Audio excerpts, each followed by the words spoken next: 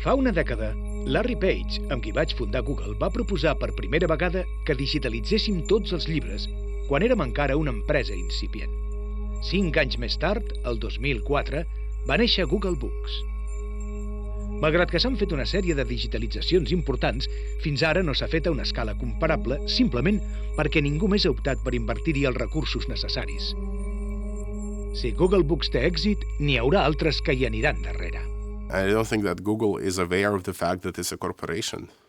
I think Google does think of itself as an NGO that just happens to make a lot of money. And they think of themselves as social reformers who just happen to have their stock traded on stock exchanges and who just happen to have investors and shareholders, but they do think of themselves as ultimately being in the business of making the world better.